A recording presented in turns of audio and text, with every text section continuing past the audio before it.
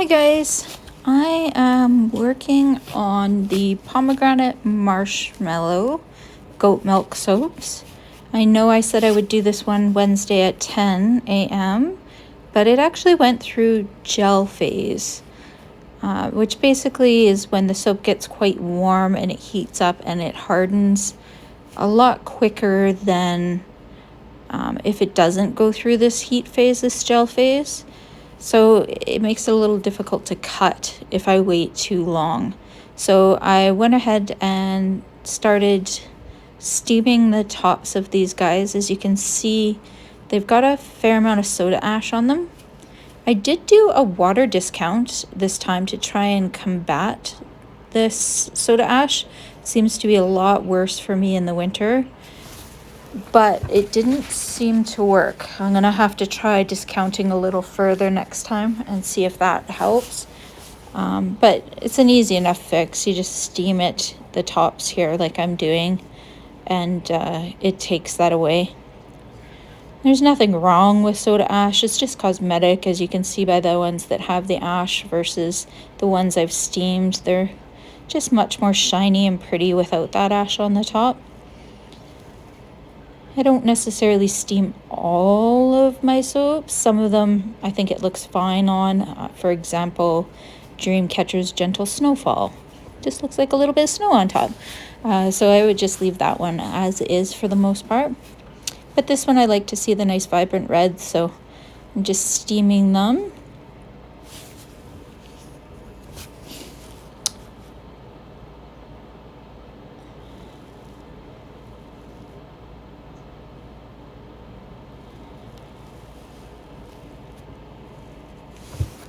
So I'm in the shop here today and I'm doing this cutting of this soap. I'm going to make the orange Satsuma orange conditioner bars, as well as shower steamers, and get those all caught up. I'm going to have to add foaming sugar scrubs to my list this week, as a wholesaler bought me out. So I have to add those guys in. Just waiting for some containers to show up in the mail. And we'll be good to go for that. So I've got my cutter out here. My multi-bar cutter,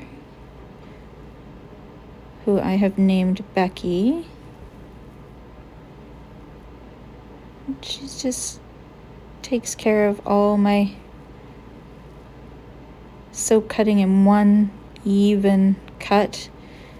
I am definitely not that fine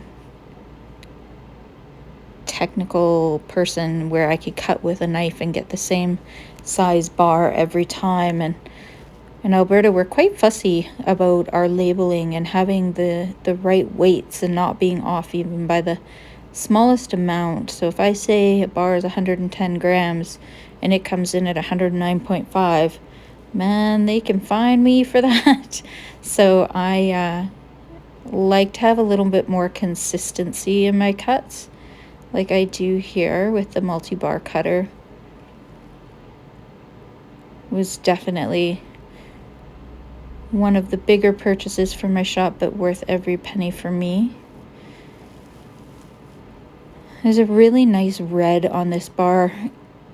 So the scent fragrance that I use on this one is called Forever Red, and it's a pomegranate marshmallow. And of course, because it was called Forever Red and we're forever bored, I definitely had to try it, and it came out as one of my top 2 favorite fragrances. The second, or the first one, being Dreamcatcher's Gentle Snowfall, followed quickly by this one.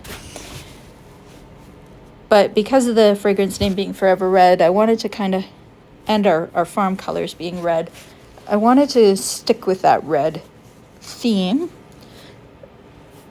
But it's really hard to get a true red in soaps. They love to go pink. So what I did here is I've actually taken 3 different reds. I've got, Oh, what do I have here? I've got My Red Obsession from Nurture Soap. And I've got, oh my goodness, what are they? I want to say it's Trial by Fire, but I don't think that's correct.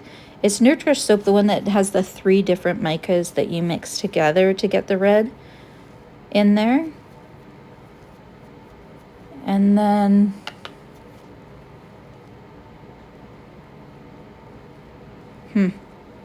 short memory today. Let's go take a quick look here. Cannot recall.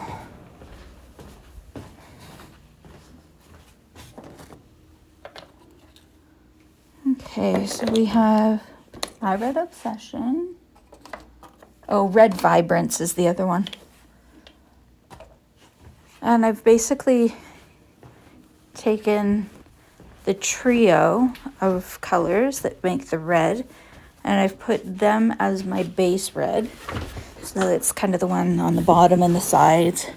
And then into it, I dropped the other 2 reds. So I kind of get a nice swirling effect with different reds and pinkish colors, and I think it looks quite nice. And then you get all these intricate little swirls. Every single bar is different from the other. You don't have to worry about duplications. They're all very unique and one of a kind.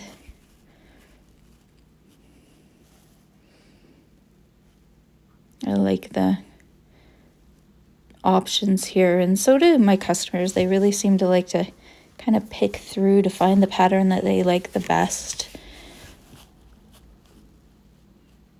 And of course, smell the bars to smell that pomegranate marshmallow. If you've been around for a while, I was calling this one my signature scent. I pulled the signature scent off the labels because everybody was just more interested in knowing what the scent was. They really didn't care about a signature scent or that I had one. All they wanted to know was what was the smell.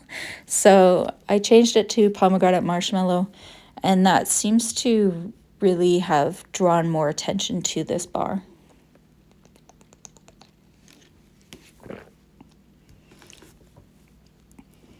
So because I'm doing a voiceover today, you don't get to hear my soap cutter do its lovely little ting when I come down. But it's definitely one of the things that you'll find on all soap makers' videos. They're always talking about how it's a very satisfying sound when it hits the bottom. It really is. It's a very nice ting that it has to it. Getting distracted by the bars here, guys. Just checking out the different designs and patterns that are coming up.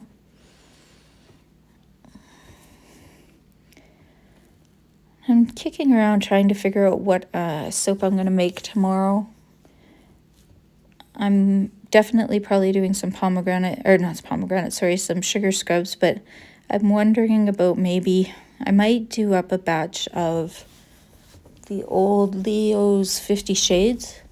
We're going to change the name on that one. We definitely had some issues with customers not enjoying the name 50 Shades. I totally get it, especially some of our younger males. They teenage boys would love the smell and love everything about it and see the name and be like, no, I'm not buying that. So we're going to switch it to Leonidas's Addiction, and it will still be that blue bar with the pumice in it for the extra scrub. And I'll probably do that one tomorrow. And then I have to get started on some sort of an original. And I have a spa fragrance, and I have a pineapple mango one that I need to do up. There's a few other fragrances. A sugared lemon drop, I think it is, I'd like to do up as well. I don't have any lemon on my shelves, so I'd like to do that one. But I'm just slowly getting there. There's only so many to do in a day, and I've been so sold out of everything. I haven't been able to do new fun stuff, but lots of time in January and February. I'll be able to catch those up for sure.